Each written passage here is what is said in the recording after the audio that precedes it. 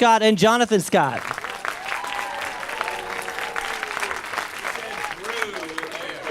What did I say? All right. So I'll have you welcome. know, Hello. we're going to give you so much insight today about why we have one of the top-rated shows on the network. It's because, like in that video, we discovered that power tools and tight jeans sell. It's all about the jeans. That's why he has more social media followers than I do. He's the one who does the slow motion renovations in tight jeans. Who follows me on social media? A couple of you. Who follows me? I think I had 3 more hands. Yeah, over there. Do you He keep does. track? Do you keep track of each other's numbers as much as your own? So, No, I'm not really. Oh, bull. Drew, so I have about 130,000 more followers on Facebook, and it drives him nuts. If you can What ask about Linda, Vine? you can ask Linda. He can't sleep at night because of it. What about So- Vine? Vine, Drew's beating me, so he brings that up all the time. So, but Vine, I've got 40,000 more. So on social media, who's seen the videos that we do on Vine? Anybody? A couple of you guys? Basically, we come from a comedy background. I know we're answering all your questions. No, you don't before need even me. ask. Come on. We came from a comedy background. We used to do stand-up, sketch comedy, improv, and then we got into real estate. And obviously, a lot of you know us from Property Brothers and the shows we do on HGTV. But I love Vine because it lets us go back to our comedy roots. So we just goof off. You may see Jonathan in gold lame shorts. That happens. It's just typical outfit. I also on a- have Just very because short of Vine, of attention course. span. There's no, you wouldn't. If it weren't for Yes. Vine, that wouldn't be happening. Oh yeah. I'm wearing my gold lame shorts right now, underneath. So. So you did talk. You do talk a little bit about the beginning. When did you always know you would end up working together? Though I mean, despite no matter what it ended up being, did you know initially that you were just meant to just pal around? We started our very first business at 7 years old without any influence from our parents. And people were always saying, oh, that's cute, couple kids starting a business. We started making those hangers that you wrap nylon around and you do a little rosette on them. I don't know if you've ever seen them in Arts your and grandma's crafts closet. kind of thing. For real? So, yeah, For we real? did. So we started doing that. We saw them at somewhere where we were with my mom, and we're like, we could do that. We started making them. We went door to door at the holidays selling them, and people were getting them. This is cute. And we ended up meeting this woman who owned a chain of American paraphernalia stores in Japan, and she started buying them by the thousands. So I'm not kidding you. So these 2 7-year-olds, we were making thousands of dollars, and that was our first official business together. And we're like, we got the same entrepreneurial spirit. We had our business cards we made. We just got construction paper and pencil crayons, and we drew each card individually. And it was Jam Enterprises, Jonathan, Andrew, Mom. And our slogan was, we take care of your hang-ups. So that was... Oh, it's very but yeah, clever. we knew right from the beginning. We always worked well together. I know for our older brother, JD, he's 2 years older. We were the annoying little brothers because we were always on the go doing something. Nothing's changed. We're still the annoying brothers. Yeah, exactly. We were clowns. That was one of our first other jobs. Both of you were clowns, And he hasn't stopped. and one of you is a magician. He's a magician. Yeah. You need something to do in your spare time. Saw Brian in half? Yeah, I don't know. please do. And also karate. Yeah, second-degree black belts in karate. We started that when we were 7 as well. My dad said, you can either get into scouts or actually, when my dad said it to us, we were beavers at the time. I don't know if you know what that is. It's like No. for What's that? boys when Yeah. you're a kid, it's sort of like a scouts It's kind like of thing. a Cub Scout thing. Yeah, or a Boy junior. Scout. And where we were in Canada, when you go from beavers, the next level is scouts. And so my dad said to us, you guys, you're 7 years old, you can go into scouts. Or you can go into karate! And he made it this very exciting sounding thing. We're like, yeah, let's do that. And so we did, and we were national champions for years competing, and It was always funny to watch too, though, because we're identical twins. Especially when we were younger, we looked identical. And the final fight in every tournament was always between Drew and me, and it was like watching a mirror image go back and forth. that's hard. But he knew all my moves, and I knew all his moves. So the fights went on forever. Yeah, I was gonna say they weren't really short; they were really long. oh yeah. exactly. Did you ever have anything that you both weren't equally passionate about? Like, Magic. Magic. So is not your Jonathan, thing. when we were clowns, we used to do magic, and then he didn't like putting on the makeup and the red nose and the frizzy hair. Well, he still has the frizzy hair, but anyway, he decided to get more into magic, and I wasn't really into that. I was more into sports. So I started doing more basketball and volleyball and hitting the gym kind of thing, and he went into Let me just point being out alone how, for life. I mean, so when we went to university originally, I was taking physics and English and all of these business courses. Drew dropped all his academics and took just square dancing, volleyball, basketball. Yeah. all Did of you the really sports. take square dancing? What's the problem with that? I would imagine it's an easy A, but like, You would think, but if you don't have moves, Can you show us some of those moves? Do you If- remember them? If only I remembered them. Yeah. No, I know there was a belt and you hook your thumb. It was actually I wanted to be a coach, and so I got square into dancing coach? A square Or- dancing okay. coach. No, I did kinesiology, and so I had a minor in math, so I still had to do math and a lot of my sciences. But then they said you also have to do every sport because if you're going to coach, you have to understand. So I'm like, drop all the boring. Let's pick up all the fun. I did swimming. I did badminton. I did everything. It's You actually even use the N that so many people put in silently. Badminton. badminton. But you say badminton. Minton. It's because I very have a proper. degree in badminton. So this is the funny thing, though. When we split off, so we were young still. So we were doing the clowning thing up until we were about 12 or 13 at birthday parties and stuff like that. And then we realized, that's never going to get you laid. So we realized that we had to do something a little bit different. So Drew sort of segued and became obsessed with basketball. I started doing magic and doing magic. I remember though in high school, Drew. We would be at parties and Drew would be like, "Magic is so lame. You're never going to talk to a girl." Yet we would be at a party and I'd be doing magic and there would be a crowd of like 10 girls all around me. I'd be Meanwhile, dribbling my he's basketball dribbling in his the corner. basketball in the corner. Look what I can do. Why are you being What's a your basketball go-to at a party? trick? What was your go-to trick at a party to get the girls? So I don't. looking at it. If you guys are familiar with a fellow named David Blaine, Yeah. very famous guy, very talented magician. He used to do a levitation routine. Uh-huh. So I did that same illusion like a decade before you then. way before. And, David and Blaine so, is so 1980. Yeah, I mean, give me a break, David. Seriously. So that would be the one I would usually do at parties because, especially, if people were having a beer or two, you're all of a sudden amazing. I remember when Jonathan was young, though, when he was little, he had this. I'm going to give away one trick just because it's funny Oh, boy. and it was lame. So when he was young, he had this fake thumb, and he would do this thing where he could create like cloths and stuff. But this fake thumb, like Jonathan's pale white, and this thumb was like a dark chocolatey brown, and he would have it, and it would stick way up over top. It looked like he had a hammer, like he thumped his thumb with a hammer, kind of a thing. And he was talking like this, trying to act all casual, like there's no thumb. And all you see is this big throbbing, like reddish Pay no brown attention thumb. to the giant thumb. Yeah, so he's much better now than he was. He's performed in Vegas. He was actually ranked third best in North America on the competitive circuit at one point Is this too. a nerdy fact for you that there are actually Olympics of magic? There's a whole subculture, and yes, you compete and everything. It was a lot of fun. But no, we did everything. I even remember on a plane And it's one all time. single men. It's true. I was flying with my mom once. This is back when I was probably 15 years old. And I remember I had a new trick I was doing where I would levitate a Kleenex in front of me, and then I could actually get up and I could step back 10 feet and it would continue levitating and you could put your arms all around it and it's levitating. It was a great trick and I'm just a young guy and I'd practice and practice. I'm not saying I don't believe you, but I don't believe you. Like, how do you? It takes a lot of practice. That's the problem these days is I don't get any downtime because we're doing so many projects that I don't Right. get to practice as much as I used to. And where are you going to find a tissue these days? Exactly. Like, yeah, Cleveland. exactly, But yeah. the funny thing was, what we all of a sudden had is everyone on the right side of the plane got up from their seats and came over to the left side to see me doing all this magic. The captain came on and told everyone to go back to their seat because they said the plane was like leering. It was like leering off because So of everyone wow. had to go back and sit on their side. If you haven't realized, ask us one question like, how's the weather? And we'll babble for an hour. Is there one thing that one of you likes to eat that the other one doesn't? I like twin questions. We'll get to the show, but I love twin questions. I think for food, I mean, sushi is top of the list. But he won't eat it, and you no, will. we both love it. I Like, what can't think about of- one thing that one of you No. loves and the other one hates? So this Oh. is the problem. Drew is a health food fanatic, and so Drew believes that. So my philosophy is, if it tastes good for you, it must be good for you. right. Yeah, That's not how it that should doesn't not work how it out so works. well. But he'll make all these healthy meals that I'm sure they're very healthy, but it's like eating cardboard. Actually, Jonathan also has a little delicate stomach. I can eat this table and I'll be fine. So I'm a little. Yeah, I like healthy foods, clean foods. So I think of it this way. I'm like, let's be honest.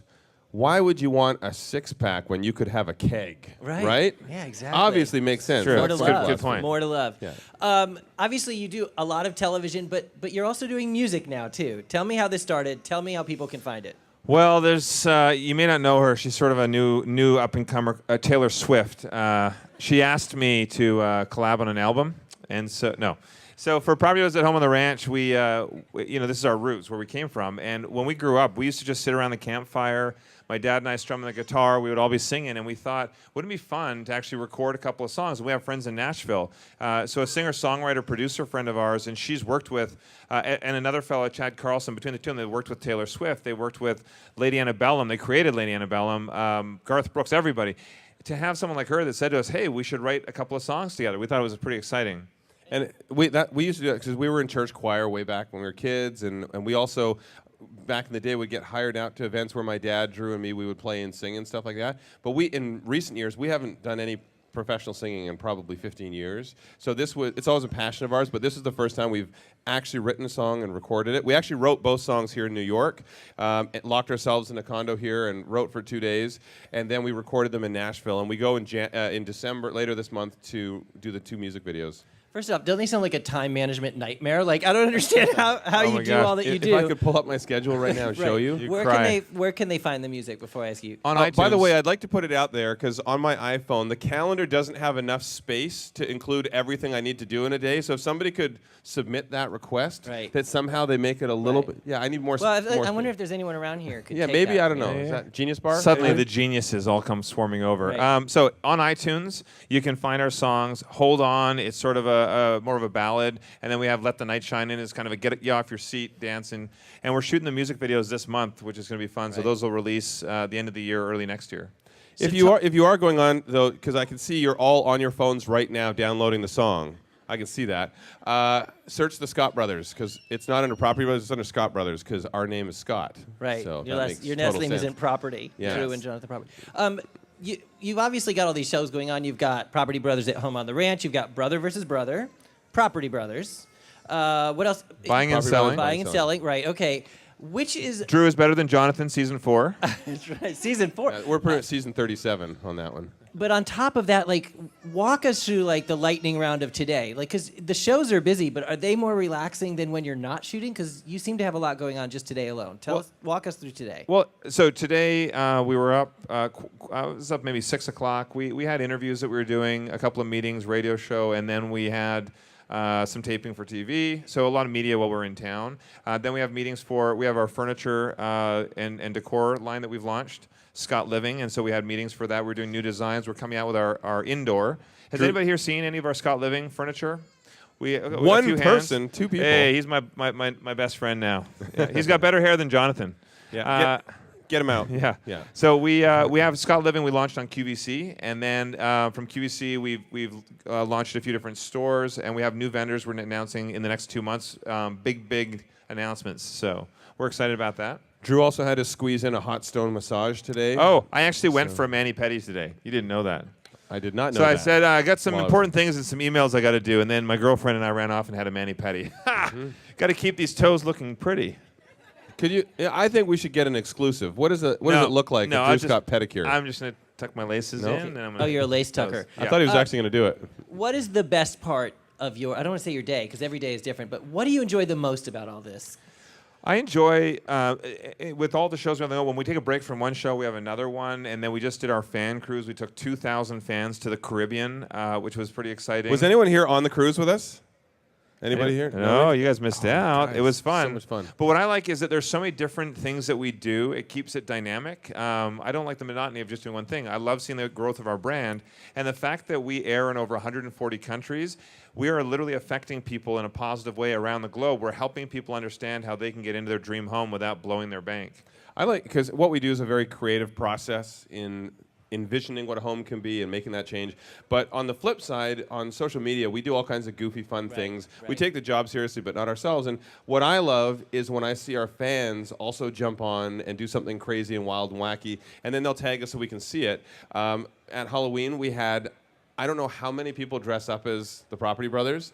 It was the funniest thing in the world. We had babies that were like 6 months old dressed as the Property Brothers. We had older, everybody. We had yesterday, actually, 2 fans. I think they're sisters. I think they're actually twins. They actually posted, they grabbed a bunch of our typical poses from the different seasons. One of me carrying Jonathan over my shoulder and a few things. They dressed as us. She painted a beard on her, and they did all our poses. So it's Do you have a funny. couple go-to poses when you're together, like for a photo? All right. Give us like Albert. I won't tell you to pout or anything, but like if I'm the photographer and the photographer's facing you, what are your go-to poses? This is called the Property Brothers pose.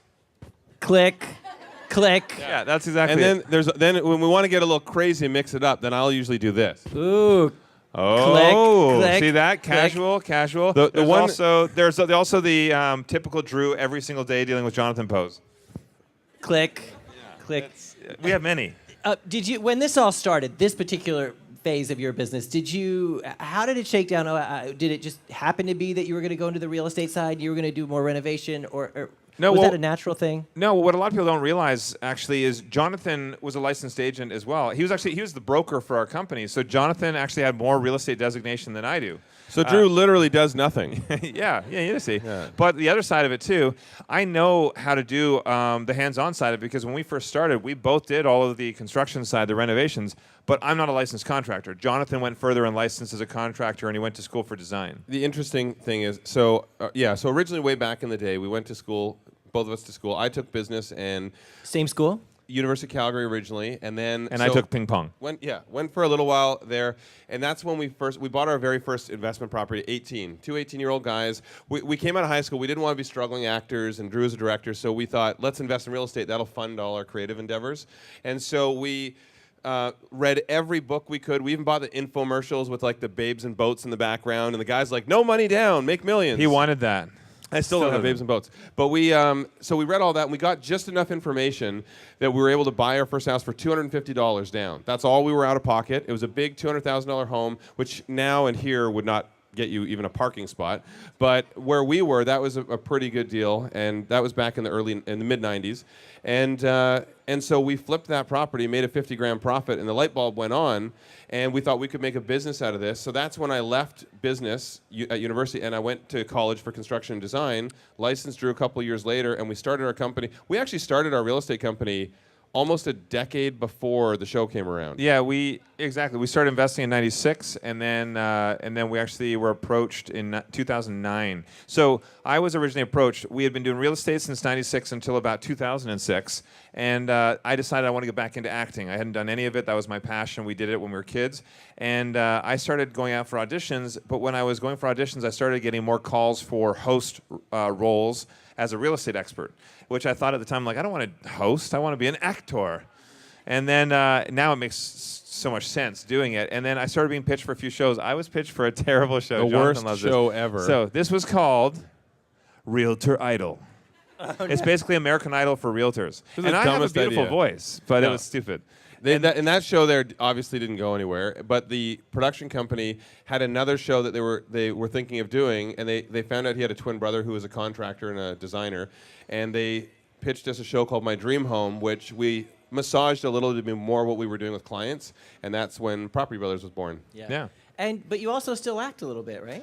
I do, yeah. Yeah. Jonathan and I have both done some cameos over the years. We've been so busy filming 4 shows on HGTV, we haven't actually had I haven't had a chance to Sorry do a lot. about that. Thanks a lot.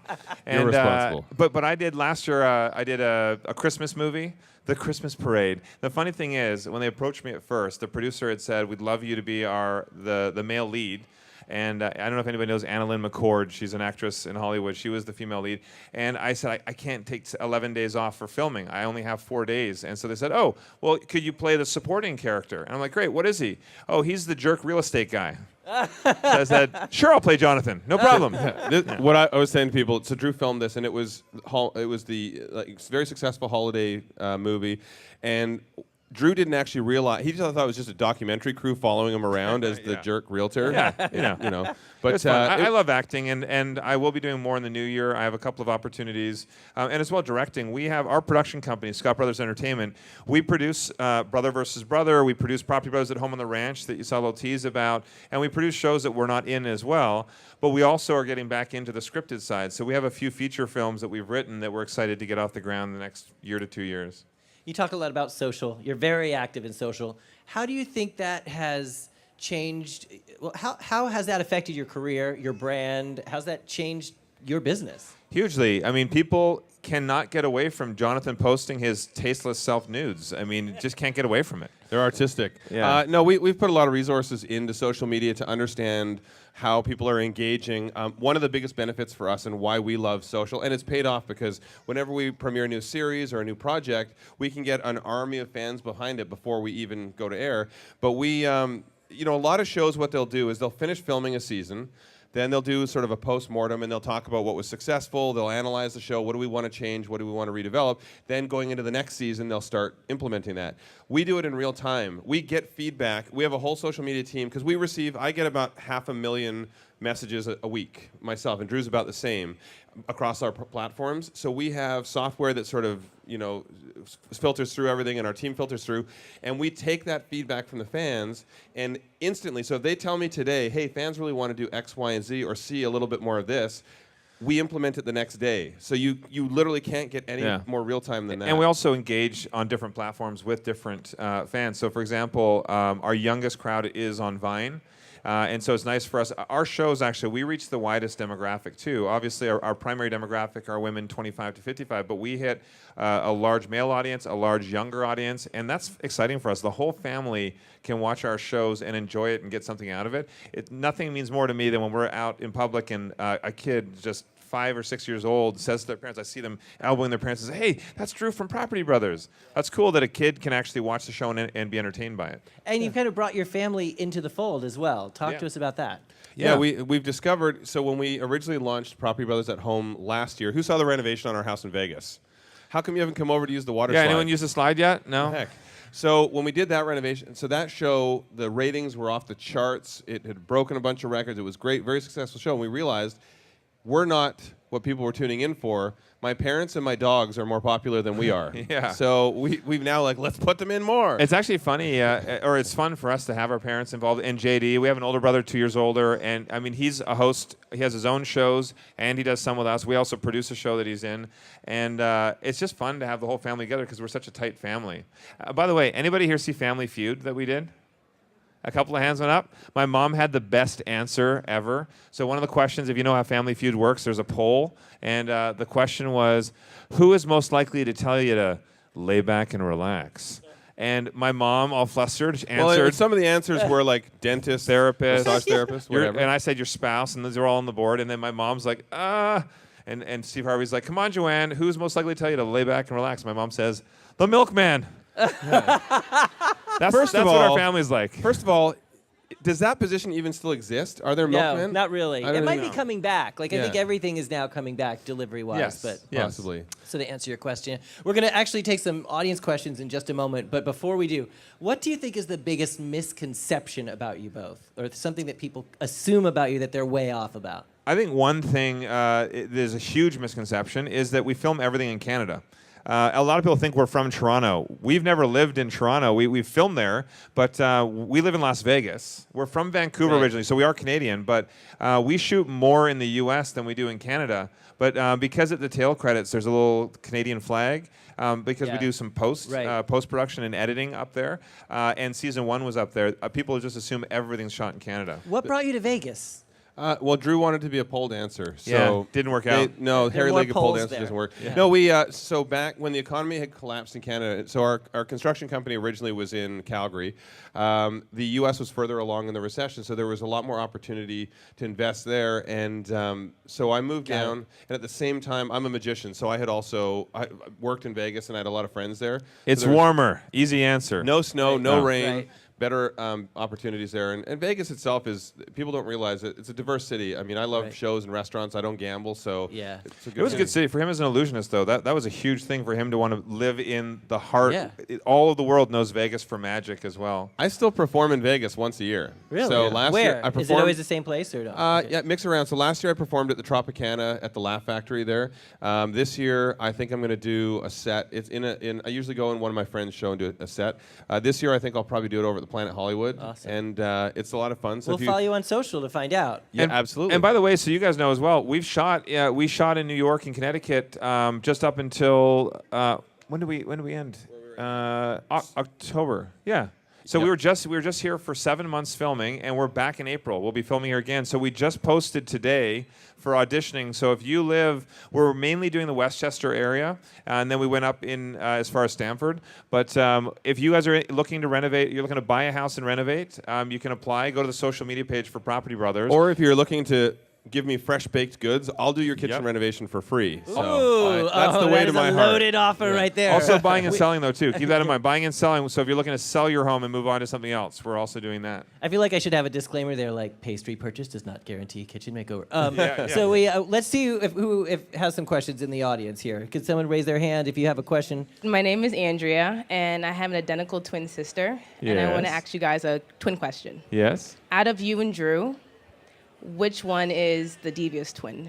Which is the diva twin? Devious. Devious. The Oh, those- evil two twin is different what you're saying. answers. The You're saying the diva- evil twin, right? The evil twin, basically. Well, Okay. not evil, But just like more devious, devious. more Yeah. takes Tricky. chances. Yeah. Yes. Well, let's put it out to the crowd. If you guys had to vote by show of hands, if you think Drew's the devious twin, raise your hand. Oh, come on, guys. That's just not You guys fair. are smart. Why See, am I- everyone this always is the says I'm the thing. bad one. I, think- act all innocent, but really behind closed doors. He's the puppet Actually, master. here's a different side of that question. Who's the more mischievous twin? Recently, Jonathan has been trying to prank me every 2 seconds he can get. Has anybody seen on social media when he hid the fire hydrant under the pile of leaves? Anybody see that? You saw that? Jonathan did a bro prank, and he hid a full fire hydrant under these piles of leaves, and then he just came across as we were walking along. I didn't know he had prepped, and he's like, hey, let's, for social, let's do, like, kick over some leaves or whatever. I'm like, great. I run up there and kick it, and it's a fire hydrant. Dong! Thanks a lot. 4.5 million views on that video. I think we have our answer, though. Hi there, my name is Giselle. I live in Spain, but I'm back and forth from here. So I've seen that you're selling your program as well in Europe. I've seen them in many countries. And are you thinking about not only selling the program, but just going and doing actually a renovation? I would love to film international. Like we have so many different areas we'd love to film, and because we air everywhere, we get asked all the time. So if you want, we'll come I and stay want. with you. Yeah. And then we'll start renovating your house first, and then we'll move on from there. But yes, I would love to do that. By the way, our show we're in over 140 countries and we're dubbed into all these different languages. Our Spanish one is hilarious because it's Hermano Salobra, and they dub It's us with horrible, this guy the who has a deep, deep voice, but the same guy does both of us within the same breath, even. Really? And so Yeah. when we go, so people expect that I have this real deep, sexy voice. In the commercial actually was me turning around holding a puppy in a tight Hola. white shirt going, hola. Yeah. But It's good. it's fun. We just did an Asian press tour with HGTV Asia, and it was exciting to see that even though it's a different style of living, a lot of apartment, condo living out there, they're still inspired by the show because we're showing them space saving and functionality in the home. And we're European citizens, so we could film over there, and it would be A-OK. Okay, eh? We have a question in the second row, I think 4 in for you. Yeah, keep your hand up there. Lady in plaid there. I see I s- I'm her favorite. And She's then wearing there's- plaid. Whatevs. Hi, I'm Tanya. I'm an expat from Toronto, and I sometimes kind of get called out on like my Canadianness. And I was wondering if you found different Sorry about that. sensibilities between your Canadian homeowners versus your American homeowners, what they want that's Are there different. any differences? Before I answer that, can you say one thing for me? Say, sorry, I have to leave my house and go to the bar. Sorry, I have to leave my house and go to the bar. That's not Too bad. bad. That wasn't too I Canadian. heard a It could've little been- bit in the It's sorry. Toronto. Yeah. Toronto's not as The one I strong. always get, they always say I pronounce tomorrow weird. I always say tomorrow. Tomorrow. Oh, yeah, that is Yeah. funny, yeah. So yeah, there are differences though. So it's funny if you're ever wondering because we don't say on the show where we're filming. In fact, we just started doing that because people were asking. But if you're ever wondering where we're filming, if the price of the house is ridiculously expensive, it's in It's Canada. Canada. If the price is somewhat relatable or even really, really cheap, like Vegas is cheap, or if we're in like Atlanta, the prices are Austin cheap. or- But the most difference is when we're filming in Canada, the TV's not as big a thing. Like the people aren't as like in love with TV and all that jazz there. So we'll say to them like, we'd like to film with you on Tuesday and Thursday at like between 1 and 4, and they'll be like, no, that's okay. I don't want to. And we're like, oh no, I'm but we busy. really would like. Whereas here, we're like, we'd like to film between Thursday, between 1 and 4. They'll be like, no problem. I'll quit my job. I'll pull my kids out of school. This is great. What do you want? I can That change is my a big name. difference. Actually, here's So- another funny thing that some homeowners do. This is in Canada and the U.S. So we'll start shooting a scene. We just want homeowners to be themselves. We don't want any acting. Just literally be yourself. And then we have the homeowners will start shooting like I'm taking them into a house to tour a house. And then they'll literally go like this. We'll walk in. I say, hey, so what do you think? And they're like, well, Drew, I think this house is terrible. Don't you agree, wife? And they're like super acting. And then we stop. And we're like, what are you doing? They're like, oh, I'm playing the part. I'm like, be yourself. We're buying a house. There's no acting. Yeah. Or we'll walk in, it'll be this ugly carpet or something, like terrible carpet in place, and they'll be like, "Yeah, that's not so bad actually. I could see myself getting on with getting along with that." I'm like, "What are you talking about?" They're like, "Oh, we thought you wanted us to like it." Right, right. What are you talking about? People No, are just eager be yourself. to please. Yeah, They're just eager be to please. yourself. It's true. We have a question here, and then next up, this woman in white in the back. Hi, I'm Lauren, and I'm an interior design student, and so is half the back row. Hey. You guys might want to get Lauren's business card if you need any work done. One of our questions was, how do you recommend after college? How should we start getting into the design world, and what should we do? Great question. So what should you do once you're finished at design school? I believe this was a design question. My design team, what I do, no, we bring in interns, and we bring a lot of design students in to work with us. On each project, Jonathan has different design interns. Now here's a valuable answer. So basically the big thing is education's key. When I went to school for both design and construction. I will admit, of all the design knowledge that I picked up in school, a fraction of that is what I use day to day. I learned so much by getting out and actually doing things, working with a designer who I respected, and also understanding what's available out there. There's always new products. There's always different trends. It's about immersing yourself in design and just getting out a lot. In the beginning, you'll find everybody under the sun wants you to go and do design for them for next to nothing. But there is value in getting the experience and doing some so you can build up your portfolio to the point where you can then start to pick and choose what clients you want to work with. And of course, as the more experience you get, the better your rates get. Here's a little tip, though, from our end, what we've learned over the years, too. A big part of your role as a designer is to take the client outside of their comfort zone and show them what they never knew they wanted, but that they really want. So not always conforming to what they're trying to explain to you or what they say, because they don't know design. And so always keep that in the back of your mind. Don't be afraid to show them something different. Secondly, I'm looking to replace Jonathan. Yes.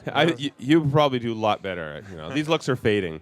The one other thing I was going to say too is be aware. Most clients, and this is good for everyone to know, and if you're interested in design, most clients think they know what they like, but they don't, because they only know what they're familiar with. I've shown clients stuff that they're like, no, I don't like that, because they've never heard of it, and then I'll sneak it in anyway, and it's the number one feature that they're in love with. So clients do not actually know what they like. Hi, my name is Shannon. I was just wondering, what is your guys' favorite thing about New York? Ooh, New York. Oh, man. There's an energy in New York. So I'm actually looking for a place in New York right now because I'd love to spend more time here. And there's just this energy because the reason I live in Vegas, shows and restaurants. I love shows and restaurants. The only city I could say that could beat that would be New York. And I don't know if, as locals, if you guys ever hear this when you travel, because we travel everywhere globally, but also across the country, East Coast, West Coast. We've lived East Coast, West Coast. People always say New Yorkers, they're rude, they're crude, they don't give you any time. No one's friendly when you walk down the street. I don't get that. No, I don't it's get not that at true. all. I actually love That's a the huge people. misconception, It's a huge misconception. When we walk down the street, I love how friendly people are to us, how welcoming in the communities when we're renovating too. The whole community comes together. So the people. And I've learned, because we filmed here for 7 months, I've learned the differences, like some of the local isms. For example, when we were filming in, say, Toronto, people are like, if they're cutting you off in traffic, they'll cut you off, but they'll say, "Oh, sorry," and then they'll cut you off. Whereas here, they're like, "Get out of the way!" Yeah, that And doesn't they'll- happen here. So I've learned the differences, subtle. And our last question right there in the back, on the right there. Hello, my name is Liz. How are you? I'm Hello, well. good. So I have a question for you. I'm a huge fan of you guys, and I'm an interior designer, project manager for a GC here in the city. My sister's an architect, and we're actually launching buying properties in the Connecticut area. So my question to you is, what is the one advice that you would provide to us that would help us make us as successful as you? So basically, what you're asking is, Property Sisters is the new show. We're replacing you, right? Oh, I see what's happening here. So basically, even to grow your brand is what you're asking for. What you're doing for. Yeah. So to start off, the big thing is, which we kind of touched on, even for the design peeps over here. Education is great. It's very important. When you're getting into growing your business and you're getting into buying property and selling property, the most important thing to us is always the client. Whether I'm selling the house to someone else's client, a realtor brings somebody else in to buy my house, or it's just for a homeowner that's keeping the house. Our integrity is everything. So the integrity of our brand. So we always make sure if there's something, we never hide it. If there's a problem we find, we fix it. We deal with it, because I never want to pass something on to someone else that's an issue. So I would say the one thing to always look at is the integrity of your brand, and never cut a corner, never do a quick, cheap, easy job just to get it done and save you money. Always think about the people after you. And we say too, when you're looking to get into real estate, whether it's on the construction side or whether it's as a real estate agent, if you're looking to get into this as just a job to make some money, you're in the wrong business. You will not last in this business. But if you're getting into it as a career, nothing is more valuable than your brand. And so that's why most people don't realize I've had the same phone number for 20 years. I've never changed my phone number. I'm going to give it out at the end of the... Yes. So people, you'll get some contractors, for example, who change their number every other week. That's pretty shady. So we always say, be that person who's very organized, that you associate with other organizations like Better Business and all this that have that reputation behind them too, because that shows that you're willing to put the effort out for your brand, and it reflects to the clients who are looking into you. And it's the same too with Scott Living, our furniture and decor. We have a lot of companies that approach us to collaborate with them on products, and we turn it down because some products are not as high quality as what our standards are. It's the same right here where we are with Apple. Everybody knows Apple as being the top quality in their industry and with their brand. And that's exactly what we want to have. If you have a weak brand, you're never going to go anywhere. Lastly, watch them on HGTV Wednesday at 9. 9 Property o'clock, Brothers at Property Home on Brothers the Ranch. episode 2 will be airing Wednesday, yeah. And following on social, it's Mr. MR, Jonathan's. Right? Mr. Silver Scott, Silver's his middle name, and Mr. Drew Scott. Drew Scott, sorry. And then also you can actually, if you want to binge watch, you can go to iTunes Store right now and get many, many, many episodes. So everybody, let's put it together for Drew and Jonathan Scott. Thank you so very much. Thanks for hanging out with us. Good luck to the design peeps out here.